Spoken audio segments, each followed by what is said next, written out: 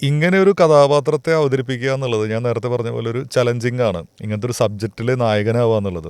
പ്രത്യേകിച്ച് ഇത്തരം ഈ മലയാളി പറയുന്ന പോലെ ഒരു ലൈംഗികമായിട്ടുള്ള ഒരു ന്യൂനത തനിക്കുണ്ടെന്ന് സാധാരണഗതിയിൽ ഒരു മലയാളി പുരുഷൻ ഡോക്ടറെ അടുത്ത് പോലും സമ്മതിക്കാത്തൊരു കാലഘട്ടമാണ്. അപ്പോൾ അതൊരു കഥാപാത്രമായിട്ട് കൂടെ ചെയ്യാൻ പറ്റുക എന്നുള്ളത് ഒരു വലിയ ചലഞ്ച് തന്നെയാണ്. എങ്ങനെയാണ് നിയാസ് ബക്കർ ആ കഥാപാത്രത്തെ ഉൾക്കൊണ്ടത്?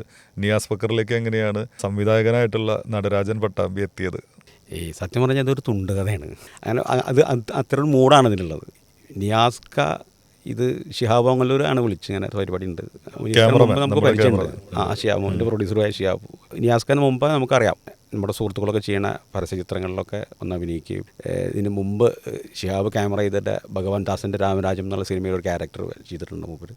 അപ്പോൾ മൂപ്പരിത് ഇങ്ങനെ ഒരു സംഭവം ഉണ്ട് പറഞ്ഞപ്പോൾ മൂപ്പര് ആടാ ഞാൻ കേൾക്കാടാ എന്ന് പറഞ്ഞു. ഇപ്പോൾ ഷൊർണൂർ ടി വിയിലേക്ക് അവിടെ വന്നു. ഞങ്ങളവിടെ റൂം എടുത്തിട്ടുണ്ടായിരുന്നു. വന്നപ്പോൾ മുമ്പ് കഥ നമ്മൾ കുറച്ച് ഭയത്തോടു കൂടിയാണ് പറഞ്ഞത്. എന്താ വെച്ചാൽ ഇത് ഈ വിഷയം ഇന്നതാണെന്നുള്ളതിലുണ്ട്. പക്ഷേ അതിൻ്റെ ആ സ്ക്രിപ്റ്റ് തന്നെ പറഞ്ഞു ഇങ്ങനെ പരിപാടിയാണെന്നുള്ളത്. അത് മുമ്പ് ഭയങ്കര രസിച്ചിരുന്ന് കേട്ടിട്ട് പറഞ്ഞു ലാസ്റ്റോടെ അത് നമുക്ക് ചെയ്യണം, ഇതുപോലത്തെ സംഭവങ്ങൾ നടക്കുന്നുണ്ട് സമൂഹത്തിൽ, ഇത് ആളുകൾ അറിയണം എന്ന് മൂപ്പര് എടുത്ത് കേട്ട വഴിക്ക് മൂപ്പര് പറഞ്ഞൊരു അപ്പം നമുക്ക് സമാധാനമായി. ഓക്കെ ഇത് നടക്കും, വർക്കാവും, മൂപ്പര് ഓക്കെ ആണെന്നുള്ളത്. പിന്നെ ലേഡി ഇതിലേക്കാണ് നമുക്ക് കുറച്ച് ബുദ്ധിമുട്ട് വന്നത്. പല ആളുകളോടും നമ്മളിത് പറഞ്ഞു. സംഭവം അവർക്ക് പല ആളുകളും പറഞ്ഞു ഇതൊരു കിക്ക്, നമുക്കൊരു കിക്കില്ല എന്ന് പറഞ്ഞു. അവർക്കത് വർക്കാവില്ല, ഇത് ഒരു പുതുമില്ല എന്നുള്ളൊരു സംഭവമാണ് അവരുടെ നിന്ന് കിട്ടിയത്.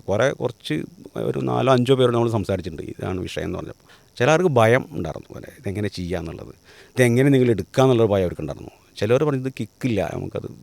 പിന്നെ അബുക്ക വഴിയാണ് നമ്മൾ കാസ്റ്റിംഗ് ഡയറക്ടർ വഴിയാണ് ശ്രീജാദാസിലേക്ക് നമ്മൾ എത്തുന്നതും. ഞാൻ ഫോണിൽ കൂടെ അത് പറഞ്ഞപ്പോൾ ഒരു ഭയങ്കര ഓക്കെ